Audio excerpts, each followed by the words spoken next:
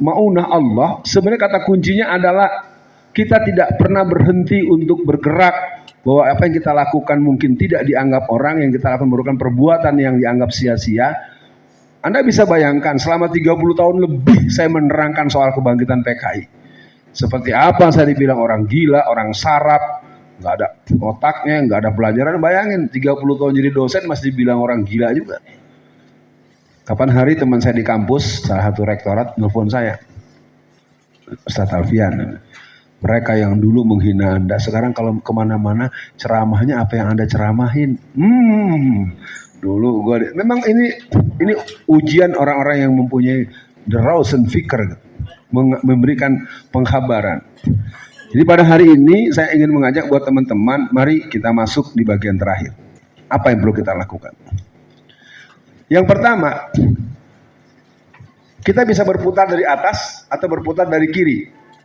Orientasi tenaga penggerak kemenangan aspirasi pribumi Muslim secara lokal maupun nasional. Jadi kita harus katakan kemenangan Bu Listi adalah kemenangan kita, kemenangan Bu Candy kemenangan kita, kemenangan teman, begitu. Ya.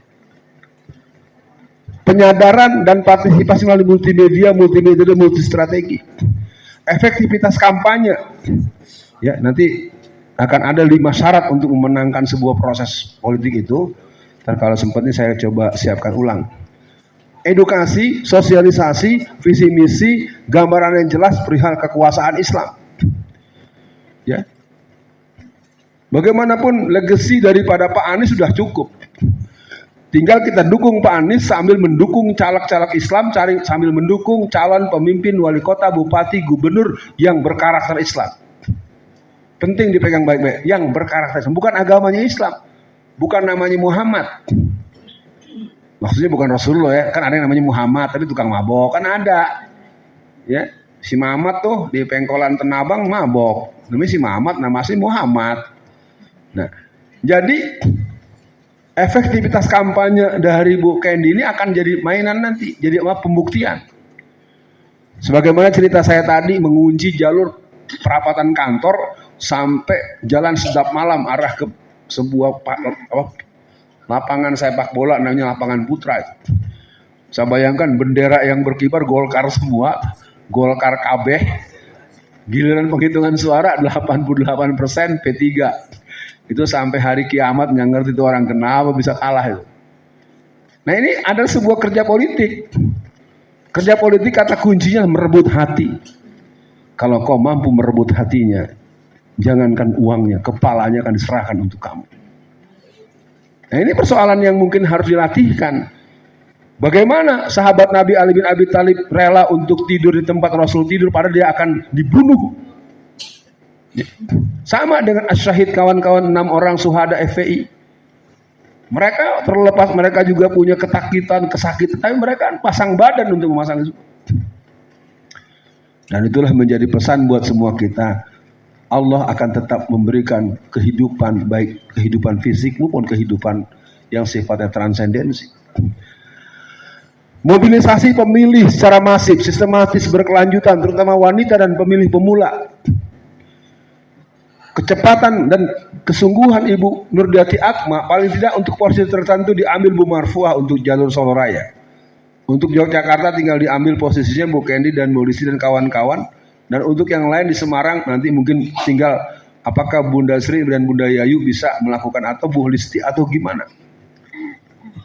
Karena sesungguhnya yang namanya garam, ketika garam dimasukkan dalam kuali yang besar membuat makanan jadi enak, maka ketika orang makan enak orang bilang garamnya pas, tapi orang tidak bisa tunjukkan mana garamnya. Jika orang minum teh manis, manisnya tepat sedang, asik, mana gulanya? Gak ada lagi. Ketika sang manis telah bersatu dengan air, maka manis itu akan membuat orang yang memicip manisnya pas. Garamkah itu? Ragikah itu? Ketika Anda membawa satu gibang atau satu bakul besar singkong, dan singkong tersebut dirapikan, dikasih pinggirannya daun pisang, lalu ditaburi ragi, ditutup dengan bagus dengan telaten, tunggu 3-4 hari akan berubah menjadi tapai. Ketika orang telah melihat seonggok tape yang siap dimakan untuk kepentingan yang sudah direncanakan, orang tidak bisa nanya, "Mah, singkongnya mana?" Kalau udah jadi tape kan orang nggak bisa bilang singkongnya mana. Ya, kalau kita belajar ilmu kimia ada yang namanya katalisasi. Katalis itu adalah zat yang bisa mempercepat sebuah reaksi, tapi dia tidak merusak zat yang mereaksi dan tidak mengganggu zat yang direaksi. Ya, nah ini tentu akan bisa ada diskusi-diskusi tertentu agar semua teman-teman tidak akan pernah. Inilah yang mungkin terjadi pada Pak Anwar, pada Bu Marfuah, pada Bunda Yayu, Bunda Sri. Baru pulang dari Petamburan gini, tahu-tahu udah ada sisa, udah bilang nggak usah ikut rapat, datang juga. Ya. Udah ulang-ulang saya bilang rapatnya nggak usah ikut, nanti hari H saja. Rapatnya ikut, hari H-nya ikut. Allahu Akbar. Maksimalisasi pemilih untuk ke TPS dan memilih calon pilihan umat. Ayo lakukan kantor dari kerja RT RW. Ya. Kalau RT RW mengadakan penyuluhan, adakan penyuluhan juga. Yang paling aman Anda datengin Pak RT dan Pak RW. Mungkin harus keluar sejumlah uang atau sesuatu. Atau kalau tidak, datang ke rumah RT dan RW, paling enggak mungkin ternyata ayahnya teman ayah Anda, melalui agar jangan curangin warga di sini. Pemilihan di Jawa Tengah itu RT RW sangat berpengaruh untuk memaksa orang, bukan memaksa, membuat orang tidak punya pilihan lain kecuali partai PDIP. Tidak selalu dipaksa, tidak selalu disogok. Karena masyarakat kita tuh malas nanya-nanya. Padahal kan lembaran itu kan suka lebar tuh. Dia cuma buka sini, buka ke sini, coblos ini, udah. Ya. Nah, pengamanan suara dari TPS sampai sidang pleno akhir KPU, KPUD yang memutuskan dan menetapkan suara A. Sebenarnya kita nggak boleh mengulangi apa yang terjadi pada masa 2019. Soal sikap politik dari Pak Prabowo itu urusan dia. Kita nggak perlu ribut. Kalau saya ingin katakan, dalam kontestasi politik, kalau kita sudah dikalahkan, ya kita kalah. Kalau mau menang, lakukan deteksi dini terhadap kecurangan. Itulah yang sedang digarap oleh teman-teman Masumi. Nanti kalau ada semacam BIMTEK, nah bagus juga itu nanti. Kalau dengar-dengar, Pak Kendi sama ikut acara Masumi. Anda tetap PKS, jangan pernah berubah. Dimanapun kita berada, kita ini orang dewasa. Jadilah diri sendiri. Berulang-ulang pimpinan-pimpinan Hizbut Tahrir nyamperin saya bilang saya bukan Hizbut Tahrir. Anda mau coba lihat di rumah saya berkibar bendera la ilaha illallah. Dan lebih dari 10 tahun. Berbolak-balik polisi datang bolak-balik. Saya cuma tanya, saya salahnya di mana? Saya melanggar undang-undang yang mana? Nggak bisa jawab. Ya udah kalau Bapak nggak bisa nunjukin jangan coba-coba dicabut. Bapak berarti telah melakukan pelanggaran di rumah saya bilang. Ya. Nah artinya teman-teman semua, kerja politik kita tuh bisa dilihat alurnya. Jadi tenaga penggerak kita jangan sampai dia cuma memikirkan diri sendiri. Tim sukses, yang sukses timnya. Yang didukungnya kepusingan, banyak utang seperti kasus calon Bupati Ponorogo tuh. Sampai akhirnya cemplung ke empang pakai celana dalam aja. Saking stres. Afwan saya bukan ngomong jorok, saat emang begitu kejadian. Dia kepusingan, dia nyemplung ke iya, nah itu salah siapa sih? Ya salah sendiri, ngapain? Makanya jadi pemimpin itu sebenarnya kan harusnya kombinasi antara bakat dan proses pencalonan. Kalau nggak berbakat maksa-maksain jadi tuh tukang mebel jadi presiden 2 periode. Ampun ya Allah. Ya pemirsa, cukup sampai di sini dulu. Kita coba sampai kepada sebuah perbincangan ke depan. Masih ada waktu kurang lebih. Kita coba mainkan karena kita harus menuliskan sudah. Nah, jadi kita usahakan kan sekarang baru jam 4 kurang. Nah, kita bisa kalau kita main sejam, kita jam 5 kurang. Makan malamnya jam berapa datangnya? Alhamdulillah. Makan jam 5, ya boleh silakan.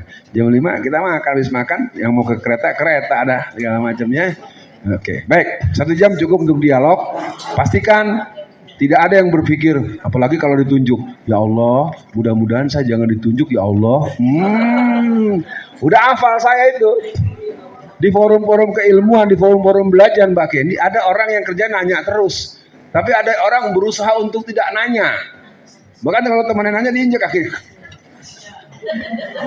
Apal saya lama jadi dosen, nggak tahu. Ya, kalau kuliah giliran mau udahan tuh, padahal jam kuliah masih ada 40 menit lagi.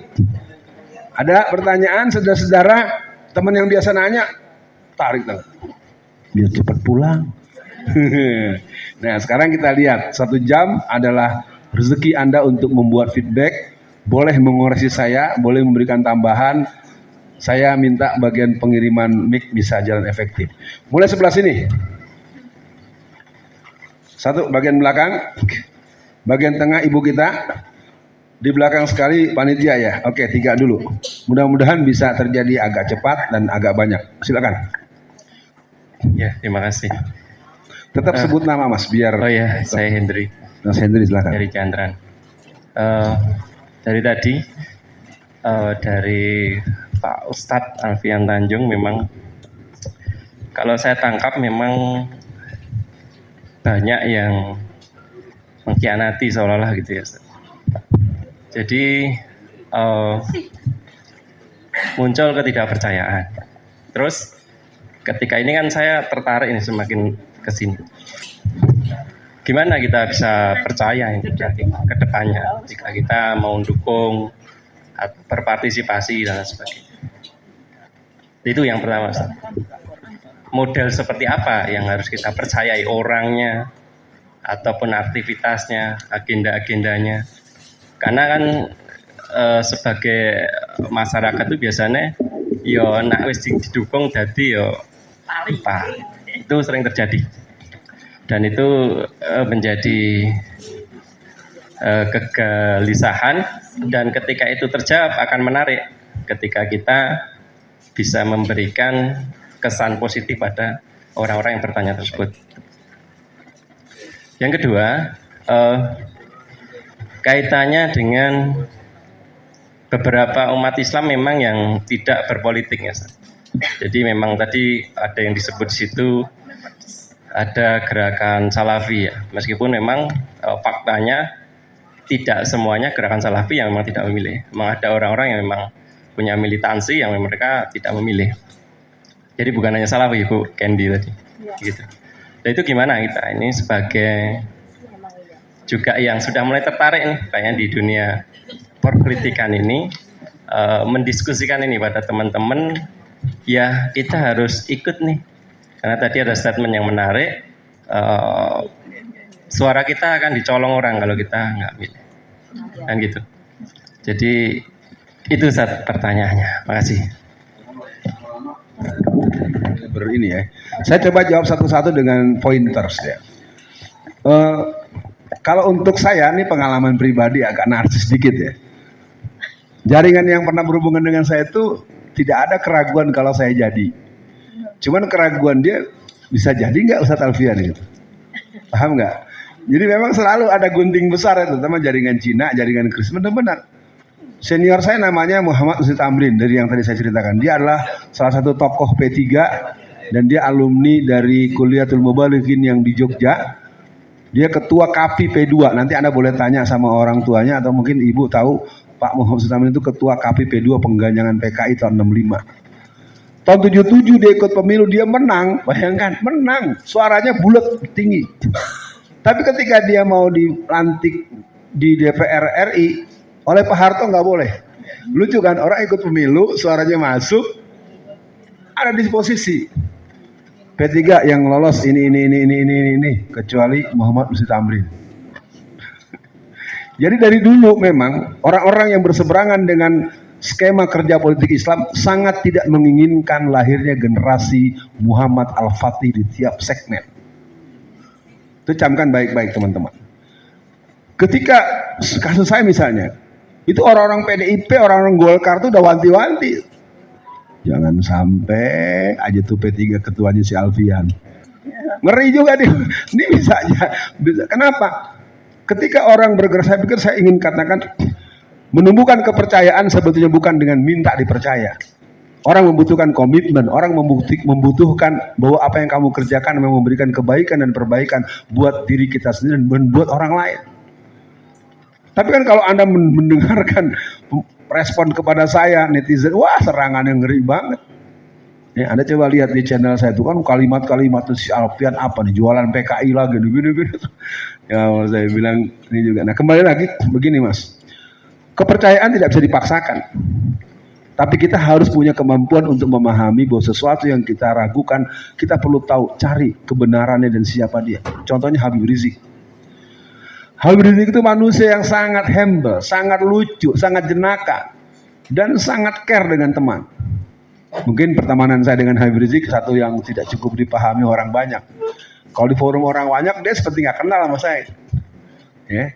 Kalau orang udah pulang, Ustaz Alfian, ada berita apa? Iya, kita ngobrol. Waktu saya ke Mekah juga begitu. Saya Mekah itu paketnya waktu itu umroh saya yang kedua kali, tanggal 17 Desember sampai 25 Desember.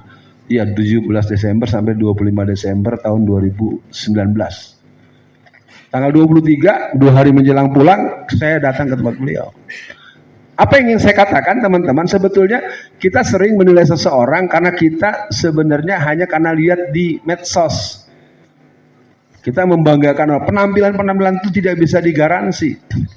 Yang bisa menggaransi ketika engkau berjalan bersama dia.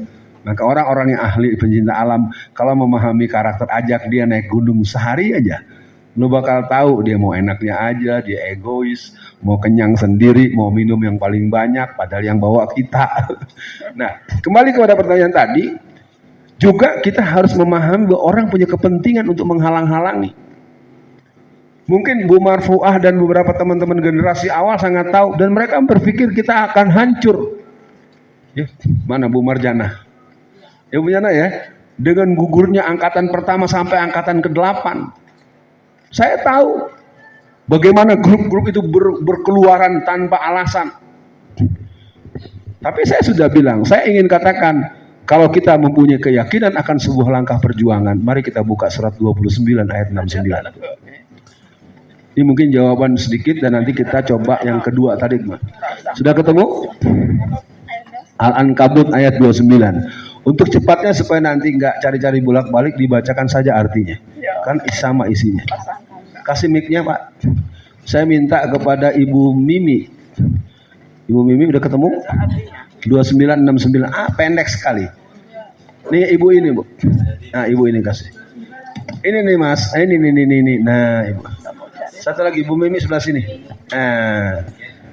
Itu Bu tuh. Tuh Bu. Baca artinya Bu.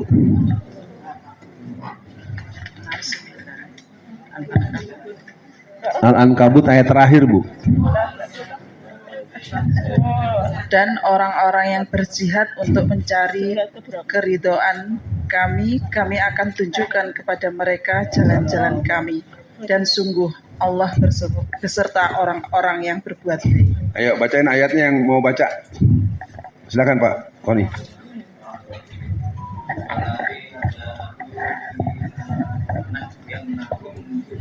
Ayat terakhir. Oke, jadi Allah memberikan penegasan. Jadi kembali kepada tadi, kita mulai, kalau ada teman kita maju, ini kan susahnya kita, ini kan kadang-kadang sama dengan ayat yang kita bacakan tadi. Teman maju kita nggak suka, kita sendiri nggak mau maju. Teman susah kita senang, orang susah kita pusing.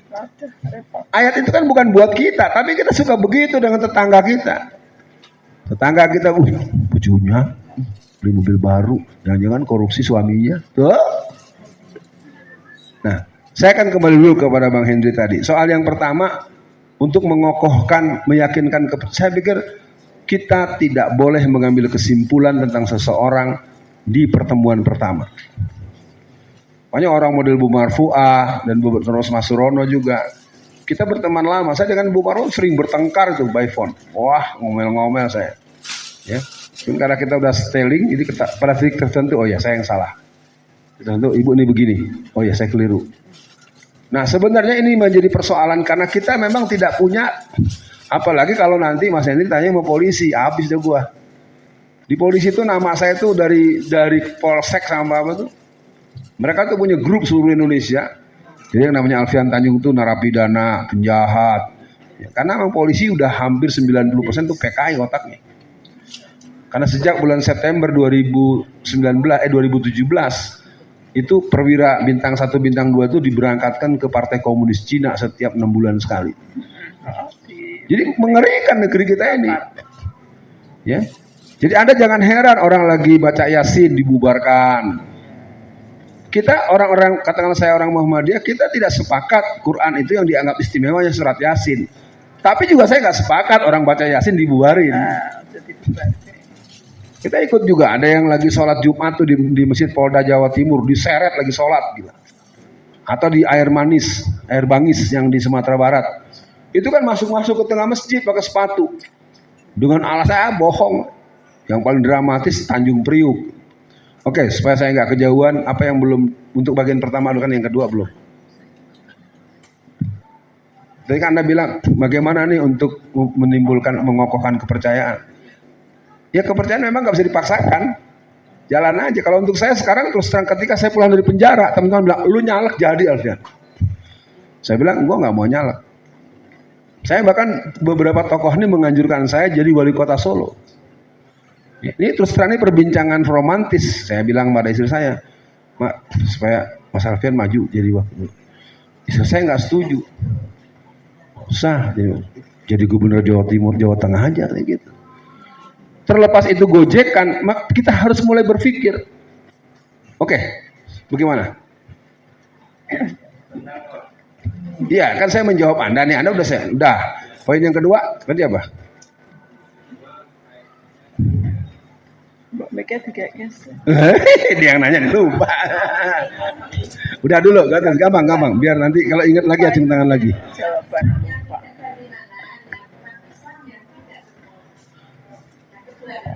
Iya betul. Maksudnya gimana maksudnya?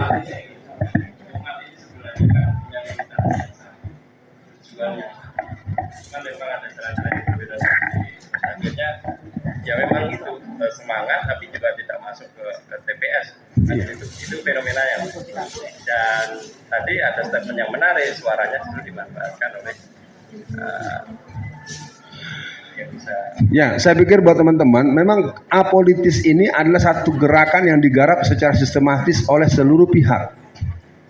Kenapa ada Clifford Girls yang membagi kelompok? Masyarakat priai, masyarakat santri, masyarakat abangan, itu permainan mereka. Itu pembelahan yang dibuat dalam analisis sosiologi kaum orientalis. Orientalis itu adalah orang-orang di luar Islam yang sangat menguasai Islam, seolah-olah lebih ulama dari para ulama, di antara omongannya akan disuntikan racun. Nah, maka dilawan oleh para ilmuwan Islam dengan nama oksidentalis. Orang Islam yang menguasai persoalan barat, nah maka itu kasus FIS menang. Di kita juga ada fenomena Habibie, itu fenomena yang luar biasa. Habibie itu berhasil membuat pesawat terbang dengan kemampuan yang Allah anugerahkan CN-2350 dan sudah dipesan banyak oleh beberapa negara Afrika. Tapi dihajar oleh kelompok-kelompok spilis yang dimotori oleh kelompok-kelompok ilmuwan yang suka mengomong begini, Islam yes, politik no. Jadi ketidaksukaan kepada politik praktis sebetulnya adalah ketakutan mereka kalau umat Islam itu memahami politik praktis itu praktis loh. Kan sederhana aja, dimulai pilih ketua RT dulu. Paling tidak kalau Allah izinkan kita terus punya pertemanan yang baik, mudah-mudahan bisa terjadi. Menjelang 2029 nanti kita buat diskusi bagaimana merebut jadi ketua KPPS atau garansi kalau hari ini memperbanyak PKS di DPRD, di DPR RI, menggolkan teman-teman Partai Umat, P3 jangan sampai jeblok. Bayangkan di Jakarta yang pernah mengalahkan Golkar, P3 cuma 1 kursi. Gila bener. Ya, saya ingin katakan yang salah itu adalah pengurus-pengurus pusat. Bagaimana orang Islam yang memahami pemimpin kafir itu hukumnya haram dan kuat keyakinan terpecah dua antara si Romi dengan si Amar Ma'ruf Nahi Mangkur. Orang kan kalau pecah dua kan harusnya yang satu bersono ya. Ini enggak, terpecah dua-duanya sama-sama dukung Ahok. Artinya memperbanyak nomor rekening. Paham, Mbak? Ya. Nah, jadi kembali kalau soal tadi ya, saya ingin ajak teman-teman di saat seperti ini sekarang kita memang agak sulit untuk mengajak orang suka dengan politik. Alasannya tadi, dulu katanya kalau mau nyalek main ke masjid, sekarang nggak mau datang. Saya kasih tahu, saya kasih pembelaan. Di mana ada masyarakat kalau kedatangan caleg, kedatangan anggota, calon anggota DPR, DPRD atau calon bupati wali kota, ketika datang ke sebuah tempat masyarakat bilang, "Pak, kami masyarakat sih mendukung Bapak. Ini ada sumbangan sekitar 20 gram atau 20 kilogram emas buat Bapak."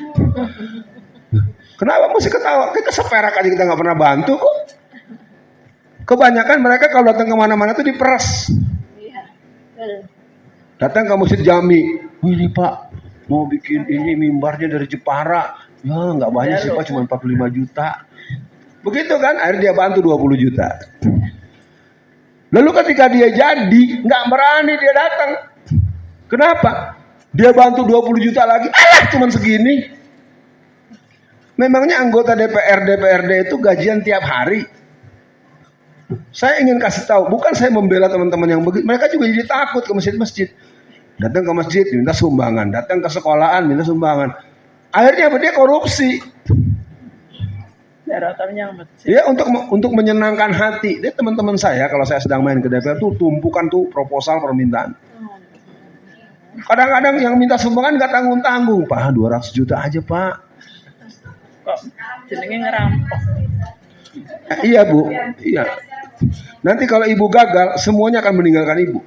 Saya ngalamin berkali-kali. Oke, kita batasi dulu. Yang jelas antum keren. Semoga nanti kita lebih santai lagi ngobrolnya. Penanya kedua, Ibu tadi, silakan. Bismillahirrahmanirrahim. Assalamualaikum warahmatullahi wabarakatuh. Langsung Pak Ustadz. Saya Afifah dari Jogja. Pertanyaan saya dari pagi sampai sore ini saya menggarisbawahi ada 2 poin yang saya garisbawahi di sini, yaitu tentang Anies dan Jokowi, fenomena Anies dan Jokowi. Anies ini diprediksi bisa menang, tapi kemudian diceritakan bahwa backingnya Anies itu patut kita pertanyakan karena Surya Paloh dengan Nasdem itu di bawah oligarki.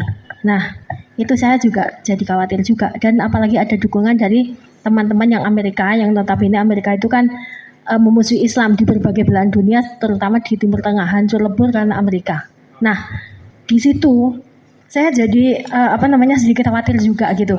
Nah, mungkin yang bisa kita lakukan paling mudah ya cuma doa Bu, Bapak Ibu, cuma doa. Kalau kita sosialisasi gitu ya mungkin mungkin sambil mengatakan bahwa yang terbaik di antara yang terburuk, dua yang lain mungkin buruk, yang terbaik ya memang harus pilih itu gitu. Dan kalau menurut Pak Ustadz bagaimana itu ya solusinya, sebaiknya bagaimana gitu. Terus yang kedua tentang Jokowi, bisa sebut nama ya Jokowi gitu. Nah, saya kaget juga ini kok ada magic itu, ya Allah, apakah betul seperti itu ya? Saya benar-benar kaget sekali. Dan kalau misalkan itu ada black magic dan kemudian bisa menang, berarti patut dipertanyakan kita itu imannya kok bisa kalah gitu loh. Seluruh warga Indonesia, Indonesia ini kan Muslim semua ya, maksudnya bukan imannya kalah Bu, yang beriman nggak melawan Jokowi, kan nggak mau pemilu togut. Doa-doanya yang mencoblos ya, atau yang Bu, beriman. Kalau cuma modal doa nggak ada perang Bu, nggak ada perintah perang. Kalau cuma karena doa itu adalah energi positif untuk memenangkan sebuah perjuangan. Ya, lawannya betul. Perang. Ya. Terus. Nah gini ya Pak ya, jadi gini, maksud saya gini, itu kan ibaratnya kalau magic itu kan setan, identik dengan setan. Kalau beriman, orang yang beriman identik dengan mungkin sifat-sifat Tuhan ya. Kita memang disuruh untuk beriman gitu ya. Di situ kita ada doa gitu. Apakah tidak mungkin di antara sekian juta rakyat Indonesia itu, insya Allah yang beriman itu berdoa tidak mau pemimpin seperti itu Pak. Itu kok ya belum dikabulkan sama Allah ya Pak. Itu ujian agar kita meningkatkan cara kita untuk berjihad. Tidak lagi lewat cara-cara yang halus, tapi harus benar-benar tadi yang dibilang Taliban itu. Tapi apa siap kita gitu loh Pak. Jadi saya sedikit khawatir juga kalau misalnya Pak Anies ada campur tangan Amerika, kemudian ternyata dia minta imbalan gitu, mungkin kita bisa diacak-acak kayak Timur Tengah juga seperti itu. Dan makanya saya cuma pengen kalau misalkan kita memang benar-benar mendukung Pak Anies, setelah jadi pun kita tetap dekat dengan dia, artinya kita jadi backing dia baik dalam doa apapun atau secara offline kita memang harus mengawal terus sampai benar-benar melaksanakan apa yang diimpi-impikan rakyat, yaitu untuk kesejahteraan Indonesia gitu. Makasih Pak Ustadz. Pak Anies kalau menurut saya kemungkinan besar bisa jadi, kan kalau Pak Anies jadi yang pertama dijauhi adalah kita, bukan oleh beliau, karena di ring Pak Anies itu ada 3 orang PKI asli, dan saya sudah coba tembus ke Sudirman Said tapi nggak percaya, ya sudah, ya saya udah bilang sama Mas John Odios itu tim inti juga, ternyata memang ya Anda bisa lihat ada yang namanya Juliantara depannya kalau nggak salah Dudung atau apa namanya itu, atau Bambang apa, yang satu lagi wakil ketua PDI Jogja yang pernah jempol darah, itu di tim 15. Jadi kita ini sebenarnya teman-teman, saya mohon ya, apa yang Anda dengarin jangan jadi bahan obrolan tempat publik. Kita tetap harus berkeyakinan Pak Anies Baswedan menang. Nah, kalau Anda berkeinginan, Anda kerja, ini kan nggak ada kerja politik, yang ada rekreasi politik.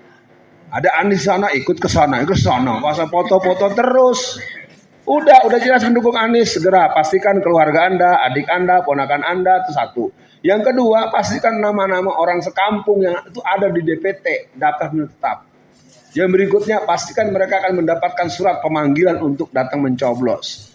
Nah, kerja-kerja begitu, terus terang saja, duitnya mana? Saya lama di partai Pak, Bu. Begitu yang saya alami. Saya memberikan strategi pemenangan anak-anak P3 untuk begini-gini. Semua arahan saya dianggap sepi, karena ujung-ujungnya pulang minta ongkos pulang. Saya sedih, saya bilang, ini gimana lu berpartai apa mau jadi tukang parkir? Jadi kalau belum dikasih ongkos pulang tuh nggak pada pulang, duduk leleran tuh di teras kantor. Aduh, saya bilang repot nih anak-anak kayak gini. Ini kan sebagai pertanda bahwa mereka juga tidak sampai kepada sebuah pemahaman. Nah, yang pinter-pinter diambil Golkar, yang pinter-pinter diambil Gerindra, yang pinter-pinter mereka memang seorang yang kelihatannya idealis, tapi mereka lebih rakus. Karena kemampuan mereka mengambil dengan cangkang-cangkang yang besar.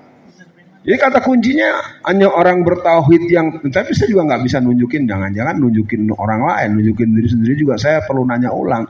Jadi kalau boleh dibilang, kerusakan kita tuh kerusakan yang serius. Wilayah transendensi dalam perjuangan hidup itu menjadi bagian yang nggak tahu lagi gimana cara kita mau menyudahinya. Nyari yang haram aja susah, apalagi yang halal. Kalimat itu kan sangat sering dimunculkan di mana-mana. Dan ketidakpercayaan itu sering dimulai karena kita melihat orang ini datangnya naik mobil angkot. Saya kemana sering, saya ngisi pengajian naik mobil Mikrolet. Kayak apa penghinaan panitia pada saya? Lalu apa urusannya kecerdasan, keilmuan, penghayatan, kemampuan menerangan dengan naik angkot atau naik mobil Lamborghini? Masyarakat nggak pernah peduli dengan mobil ustadz yang datang dengan mobil jelek. Saya ngalami berkali-kali, bukan saya minder, bukan saya curhat. Fakta. Satu hari saya ngisi tablik akbar di daerah Cikarang. Saya karena nggak tahu jalan dan walaupun pakai Google Map kan lebih enak, panitia tolong jemput saya di ujung. Ternyata mobil yang jemput itu harganya mungkin 10 kali dari mobil saya. Sampai di lokasi yang disambut panitia ya panitia di lapangan, iya yang pakai mobil bagus, mobil saya dihadang. Yang hadang Laskar FPI lagi semua. Iya sama aja akhirnya yang dianggap ustadz itu yang mobilnya bagus. Padahal naras ustadz itu saya. Akhirnya saya bilang sama sopir saya, udah kita minggir ke tepi sungai untuk parkir. Nggak boleh juga, terpaksa saya buka kaca. Lo nggak kasih lewat. Lu tau gak nih, acara segede ini penceramanya gue doang. Kalau lu gak kasih masuk, gue pulang. Baru maaf, begitulah terus terang aja. Handphone siapa itu? Oh, pelanggaran. Tolonglah, itu gimana sih? Anticat. Ya sebaiknya silent dulu sementara ya. Nah, jadi yang saya katakan bahwa pemenangan Anies itu tetap akan ada dalam pertolongan Allah. Nah, kita perlu mematut diri. Jadi saya itu kan jadi serba salah ngomong begini, apalagi ibu-ibu itu suka menafsirkan terlalu jauh. Saya cuma bilang faktanya anaknya Anies itu ada yang nggak pakai jilbab. Apa gara-gara saya ngomong itu gara-gara orang-orang bersemua, kenapa jadi begitu? Masa mau kita bilang nggak pakai jilbab, pakai jilbab, buta mata lo? Udah jelas nggak pakai jilbab, ya udah, terus orang lain kan lihat. Kenapa saya ngomong begitu? Saya cuma bilang satu waktu ini dipersoalkan orang, diserang, mungkin ibu-ibu ada yang tahu saya sampai ada yang keluar dari grup. Ini maaf ya ibu-ibu ini kadang-kadang cintanya kayak caman anak cinta monyet. Oh iya, maaf Ustadz, Anda harus menjaga omongan Anda. Saya cuma bilang faktanya anaknya satu kan nggak pakai jilbab. Ini kan fakta, mau diapain, mau dibilang enggak. Jadi orang nggak pakai jilbab, anak ini pakai jilbab, padahal dia nggak pakai. Masa saya mesti bilang pakai? Gara-gara saya yang ngomong nanti Pak Anies kalah. Emang siapa saya bisa bikin Pak Anies kalah? Maaf ya, ini pengalaman saya di banyak daerah nih, ibu-ibu ini kadang-kadang otaknya nggak jalan kalau udah cinta-cinta gitu. Maksud saya gini, jangan tersinggung dengan statement saya. Ayo kita bikin kemenangan itu adalah jumlah angka nominal C1 yang terjaga. Itu kekuatannya ada pada PKS. PKS dari dulu selalu memegang database sejak pemilu 1999 sampai hari ini. Saya paham tentang PKS. Kemungkinan kemudian saya nggak ikut PKS, itu saya punya alasan yang tidak perlu disumbangkan pada publik. Saya punya pilihan karena memang saya titisan Masyumi dan saya sekarang wakil ketua umum Masyumi Pusat.